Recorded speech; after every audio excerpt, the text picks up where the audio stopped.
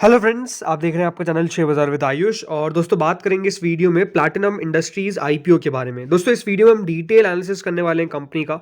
ये आईपीओ दोस्तों कल से 27 ऑफ फेब से 29 ऑफ फेब के बीच में ओपन होने वाला है। तो इस वीडियो में हम डिटेल डिस्कशन करेंगे प्लैटिनम इंडस्ट्रीज के आईपीओ का कि कंपनी कैसी है, कंपनी का कारोबार कैसा है। तो वीडियो को देखिएगा पूरा जरूर। तो फ्रेंड्स ये 27 ऑफ फेब से 29 ऑफ फेब के बीच में ओपन होने वाला है। 162 से 171 रुपीज का कंपनी ने प्राइस बैंड सेट करा है। 87 शेयर आपको कुल मिलाकर सिंगल लॉट में मिलेंगे। 235 करोड़ का दोस्तों ये आईपीओ है और पूरा का पूरा फ्रेश इशू है, यानी सारा का सारा पैसा कंपनी के पास आपको जाता हुआ देखने को मिलेगा। सारा का सारा पैसा कंपनी खुद यूटिलाइज करेगी, कोई भी प्रमोटर्स या फिर इन्वेस्टर्स अपना स्टेक नहीं सेल कर रहे हैं।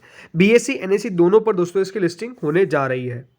सो फ्रेंड्स सबसे तो ये समझते हैं कि बेसिकली कंपनी करती क्या है। तो दोस्तों कंपनी 2016 में स्टार्ट हुई थी, मतलब ऐसा नहीं कि कंपनी बहुत पुरानी है। कंपनी 2016 अगस्त के अंदर स्टार्ट हुई थी। तो हम कह सकते हैं कंपनी को अभी तक बिजनेस स्टार्ट किए हुए 10 साल भी हमको देखने को नहीं मिले। उसके बावजूद भी दोस्तों कंपनी अपना आईपीओ लेकर आ गई और वो भी 200 करोड़ से ऊपर का। तो ये अपने आप में कमेंडेबल है।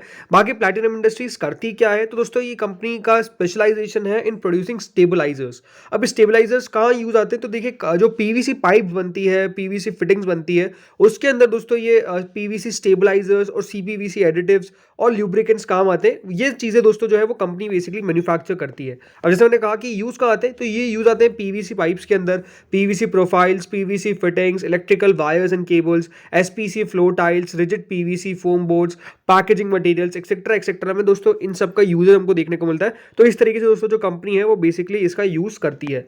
कंपनी दोस्तों मैन्युफैक्चरिंग फैसिलिटी है जो कहाँ पर है, पालघर महाराष्ट्र के अंदर है। Almost 21,000 square feet of land में वो है। बाकी अगर मैं बात करता हूँ कंपनी के बारे में, तो कंपनी के पास ऑलमोस्ट 12 डिस्ट्रीब्यूशन सेंटर्स है जो स्प्रेड है अक्रॉस द इंडिया। तो बेसिकली ओवरऑल कंपनी का बिजनेस करने में ज़्यादा, अब ये समझ लीजिए खास इंपॉर्टेंट कि कंपनी जो पीवीसी पाइप से जो पीवीसी रिलेटेड आइटम्स होते हैं उसके लिए स्टेबलाइजर्स क्रिएट करती है। और इसमें दोस्तों कंपनी का almost third largest market share है, यानी कंपनी थर्ड लार्जेस्ट प्लेयर है इस पूरे इंडस्ट्री की। और ये बात ध्यान रखिए कि कब ये कंपनी स्टार्ट हुई थी, कंपनी स्टार्ट हुई थी 2016 में। तो कंपनी ने बहुत तेजी से ग्रोथ करी। अब हमेशा मैंने आपको कहा है कि देखिए कोई भी बिजनेस है तो उसके कोई ना कुछ अप्स होंगे, कुछ ना कुछ डाउन्स होंगे। तो इस कंपनी के प्लस और माइनस क्या है वो समझ लेते हैं। तो दोस्तों कंपनी की स्ट्रेंथ क्या है, कंपनी की पहली स्ट्रेंथ तो यही है कि कंपनी के पास शोकेस फाइनेंशियल परफॉर्मेंस कंसिस्टेंसी दिखाती है। मतलब ये कंपनी की जो फाइनेंशियल परफॉर्मेंस है वो काफ़ी कंसिस्टेंट है। अभी हम बात करेंगे कंपनी के नंबर्स के बारे में।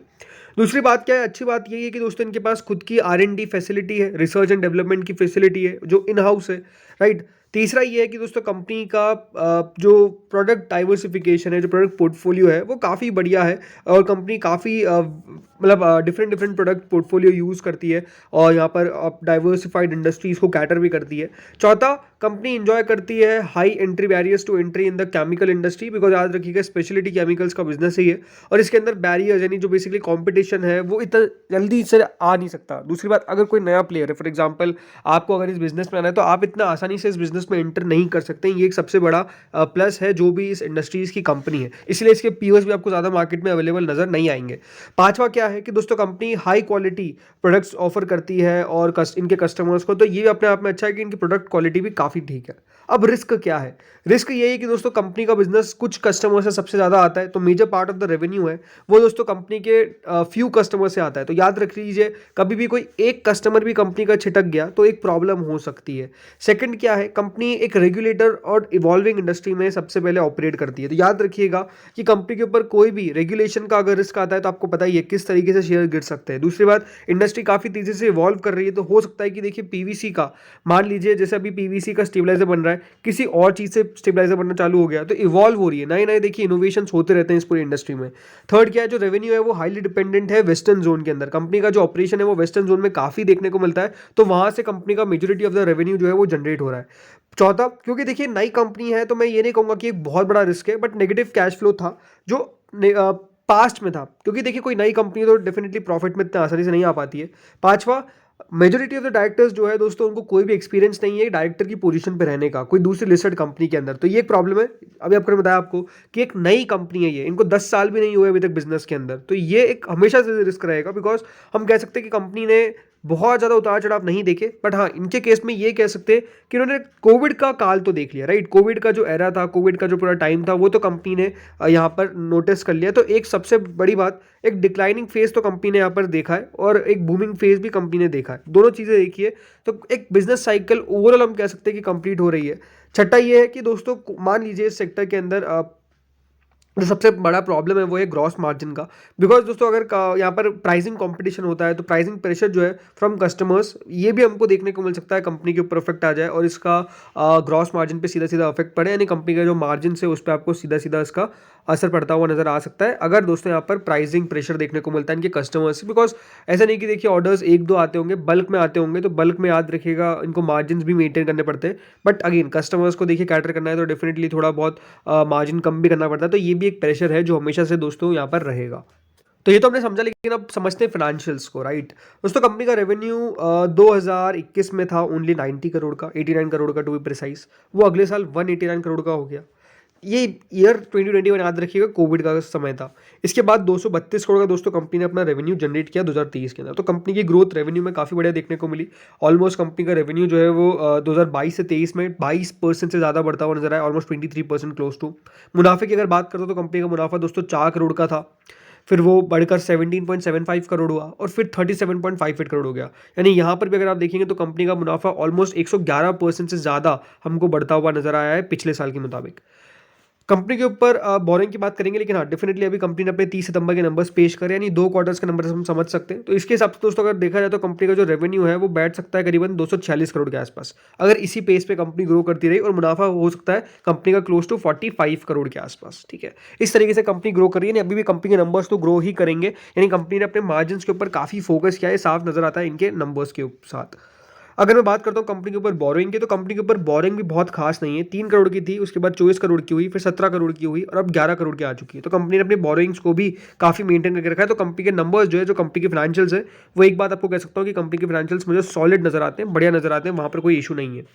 अब बात करें दोस्तों इसके कुछ इंपॉर्टेंट परफॉर्मेंस इंडिकेटर्स के ऊपर, तो सबसे इंपॉर्टेंट आता है रिटर्न ऑन इक्विटी। 90%, जी हाँ 90% का रिटर्न ऑन इक्विटी है। ये कौन सी कंपनी में देखा था मैंने आखिरी बार, मुझे याद नहीं है। और ROCE है 56% का, तो बहुत हाई है। बट ये बात ध्यान रखिएगा, ये लॉन्ग टर्म में इतना सस्टेन कोई नहीं कर सकता ROCE या फिर ROE, ये बात ध्यान रखिएगा। ये हो सकता है कि 1-2 क्वार्टर में आ जाए, बट उसके बाद वो मेंटेन नहीं हो पाता है। डेट टू इक्विटी भी काफ़ी मैनेजेबल है, ओनली 0.28 का, तो ये भी एक पॉजिटिव साइन है। रिटर्न ऑन नेटवर्थ तो काफ़ी बढ़िया रहेगा, बिकॉज ROE और ROCE काफ़ी बढ़िया है। और कंपनी के price to book value almost 11.13 की बैठती है। जो कंपनी दोस्तों अपना IPO लेकर आई है एट अ वैल्यूएशन ऑफ 20.57। अब ये इंपॉर्टेंट है, अगर मैं इसकी बात करता हूँ पीयर्स, जैसे मैंने कहा ज़्यादा पीयर्स अवेलेबल नहीं है, बट जो कंपनी ऑलरेडी लिस्टेड है वो भी देखा जाते हैं तो इसी लेवल्स के आसपास दोस्तों ट्रेड करती है। जैसे 24 की प्राइस रनिंग पे ट्रेड करता है और ये एप्कोटेक्स ऑलमोस्ट 22 की प्राइस रनिंग पे ट्रेड करता है, राइट। लेकिन अगेन इन दोनों का बिजनेस भी दोस्तों आप सिमिलर नहीं समझ सकते हैं जो प्लैटिनम इंडस्ट्रीज का है, तो थोड़ा बहुत डिफरेंस तो बैठता ही है। बट अगेन अगर मैं बात करता हूँ, क्योंकि ये इंडस्ट्री में ऑलमोस्ट सेम कंपनीज है, तो वैल्यूएशन के हिसाब से तो कंपनी अगर 20 के प्राइस रनिंग पे लेके आ रही है तो कंपनी ऐसा नहीं कि बहुत ज़्यादा हाई वैल्यूएशन पे लेके आ रही है, ऐसा तो कतई नहीं है, राइट। क्योंकि वैल्यूएशन, लेकिन ऐसा भी नहीं है कि दोस्तों लो वैल्यूएशन पे लेके आ रही है, तो ये एक इंपॉर्टेंट बात है। तो क्या करना चाहिए, सिंपल सी बात है, राइट। देखिए मेरे हिसाब से कंपनी मुझे बढ़िया नजर आई, फंडामेंटल्स के तौर पे कंपनी बढ़िया नजर आई। दूसरी बात, कंपनी की ग्रोथ काफ़ी बढ़िया देखने को मिल रही है। कंपनी ने दोस्तों लगातार ग्रो करा है, क्योंकि जैसे मैंने आपको कहा ये 2016 में कंपनी स्टार्ट हुई थी, तो उस समय से अभी तक अगर ग्रोथ देखी जाए तो कंपनी ने काफ़ी कमेंडेबल ग्रोथ करी है। देखिए जो पैसा है जो कंपनी यूज़ करेगी वो करेगी दोस्तों कंपनी सबसे पहले इन्वेस्टमेंट अपने प्लैटिनम स्टेबलाइजर्स इजिप्ट LLC के ऊपर, राइट। वहाँ पर कंपनी कैपिटल एक्सपेंडिचर रिक्वायरमेंट्स के लिए फाइनेंसिंग करने वाली है, इसीलिए दोस्तों वहाँ पर कंपनी पैसा खर्च करेगी। दूसरा, कैपिटल एक्सपेंडिचर और खर्च होगा of the company toward setting up manufacturing facility for PVC stabilisers Palghar में। और तीसरा, वर्किंग कैपिटल रिक्वायरमेंट्स जो होती है वो होती है। तो अच्छी बात क्या है कि दोस्तों कंपनी का एक्सपांशन के ऊपर फोकस है, कंपनी मैन्युफैक्चरिंग फैसिलिटी यहाँ पर डाल रही है ताकि अपने कह सकते हैं यहाँ पर जो ओवरऑल इन्वेंट्री है उसको भी एक्सपांड कर सके। तो एक्सपांशन के ऊपर फोकस कंपनी का है, जो एक पॉजिटिव बात नजर आती है। मेरे हिसाब से दोस्तों ये कंपनी जो है वो देखने लायक हो सकती है, यहाँ पर हो सकता है कि पैसा ही बने। हाँ, अगर मैं बात करता हूँ ग्रे मार्केट की, तो ग्रे मार्केट का तो इंडिकेशन क्लोज टू 60% के लिस्टिंग गेन का है, राइट। 60% का लिस्टिंग गेन अभी नजर आ रहा है और ग्रे मार्केट काफ़ी दिनों से लगातार चलती आ रही है, बिकॉज 18% पे चालू हुई, उसके बाद आज 52-60% तक पहुंच चुकी है, राइट। तो ग्रोथ हमको कंपनी में तो देखने को मिली है, बट ग्रे मार्केट में भी देखने को मिली है। तो मेरे हिसाब से हाँ, ये लिस्टिंग गेन वाला इशू रह सकता है, यहाँ पर बिल्कुल लिस्टिंग गेन आएगा, इस प्रकार की एक्सपेक्टेशन है और इस इशू को ह्यूज सब्सक्रिप्शन रिसीव होने की एक्सपेक्टेशंस है। तो दोस्तों मेरा व्यू क्या है, मेरा वर्डिक्ट तो यही है कि हाँ, इस इशू में मैं खुद अप्लाई ज़रूर करूँगा। आप अपना डिसीजन अपने फाइनेंशियल एडवाइजर से कंसल्ट करके लें। याद रखिएगा जो व्यू है ये सिंपल मेरा है, तो अपना जो भी व्यू है वो आप अपने फाइनेंशियल एडवाइजर से कंसल्ट करके लें। लेकिन हाँ, मेरा व्यू आपको बदल गया, ये एक अप्लाई वाला इशू है मेरे लिए। तो फ्रेंड्स, इस वीडियो में इतना ही था। होपफुल आपको वीडियो बढ़िया लगा होगा। अगर लगा तो लाइक कर देना, चैनल से पहली बार जुड़े सब्सक्राइब कर देना। Thank you friends for watching this video.